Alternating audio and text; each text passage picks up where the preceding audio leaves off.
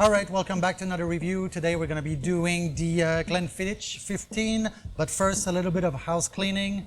For our next review, you have the choice of a Talisker 10, a Lafroy 10, or a Hartberg 10. These are all peat and smoke whiskeys, so choose wisely.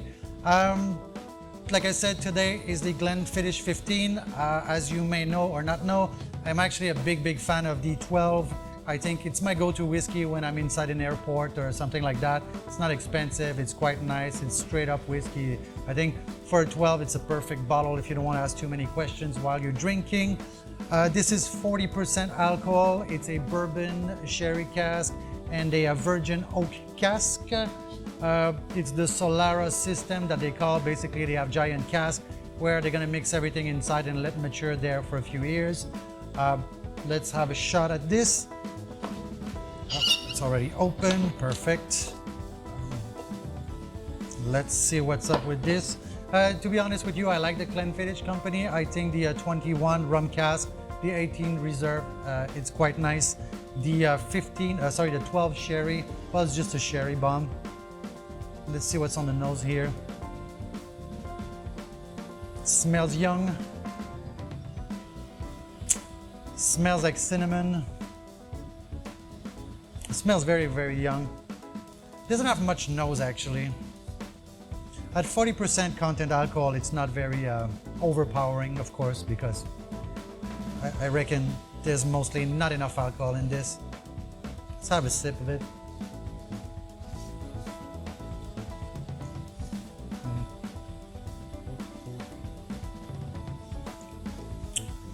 First thing you notice is the virgin oak.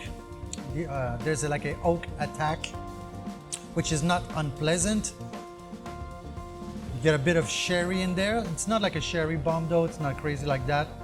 The bourbon cask in there, I reckon it's probably like a 25th fill. It's not a first fill. You don't really taste the bourbon there.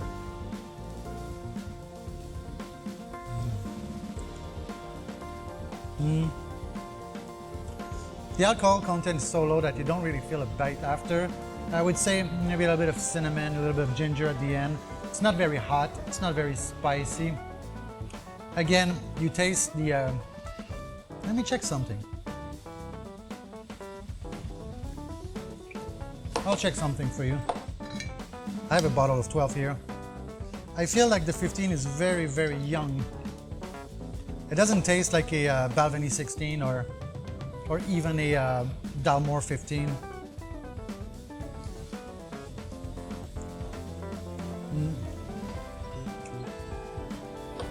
All right, so I think the 15 is a little bit smoother than the 12. Let me grab some water here.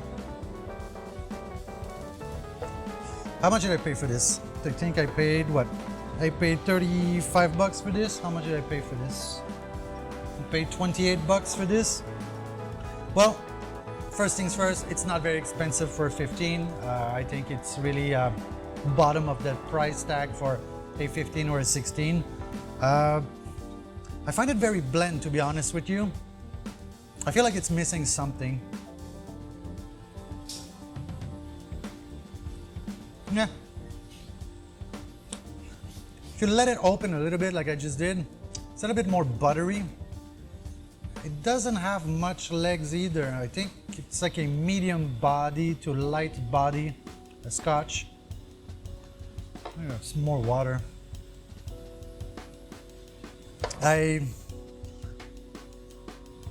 There's kind of a refreshing taste to it, but unlike maybe a Dalwhinnie or unlike a Scapa, it's not, I don't know how to say this clearly, it's not like a happy refreshing, it's just refreshing. I'd reckon that if you're like finishing working, you go home, you just want a glass of whiskey, that's gonna do the job.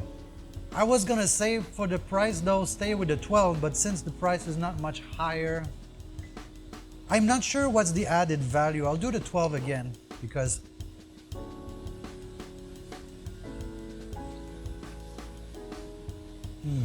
I like the 12. It's a bit drier, more oak in it, more dry wood, young wood. Yeah, I don't know what to say about this. It's a little bit dumbfounding for me. I think the step, all right, let's do it like this. If you take a Balvenie 12 double wood and then you go to a Balvenie 16 triple wood, the step is huge and the price is huge as well. But my meaning is for those years, right? The step is a big step, right? It's incredibly big step. If you take these two bottles, I reckon the step is like +1, not +10. It's not like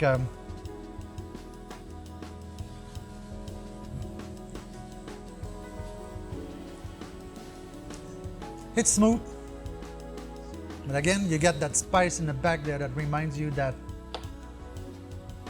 I don't know how they. Let me check my notes here. In this order, it's a bourbon, sherry, and virgin oak, and then in a wooden vat at the end, right?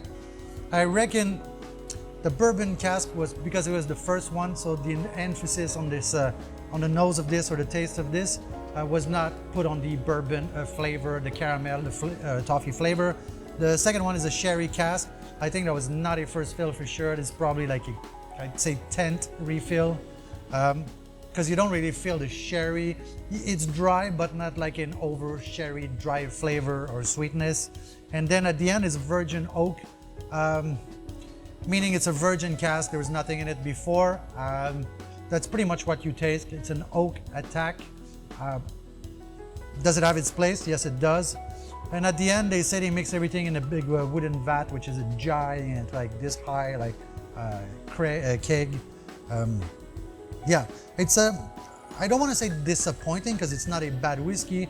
What I think is that for a 15, it's disappointing. If you said it was a 12, I'd say still it's an okay 12. I wouldn't say it's a great 12 as well. I don't think it has the notes for it.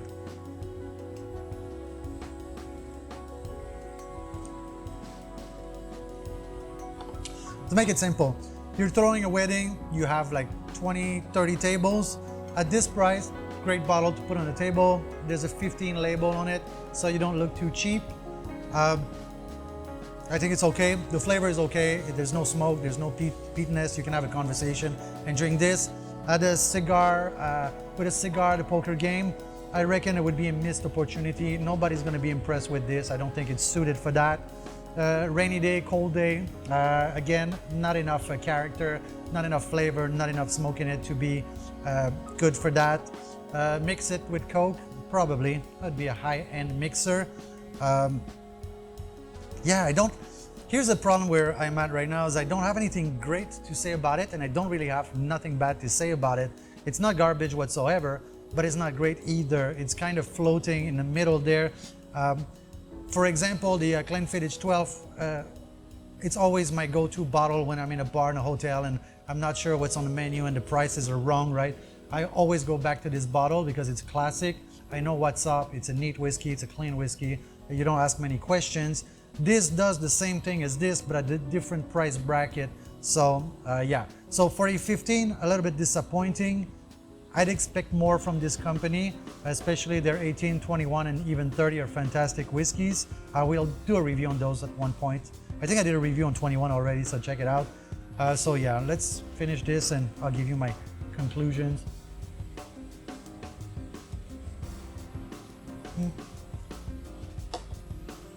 Listen, you'll drink a bottle of this, you won't know you drank a bottle of this. You'll have a massive headache tomorrow, but I mean, it's non-offensive whiskey. It's great for beginner, it's great for everyone.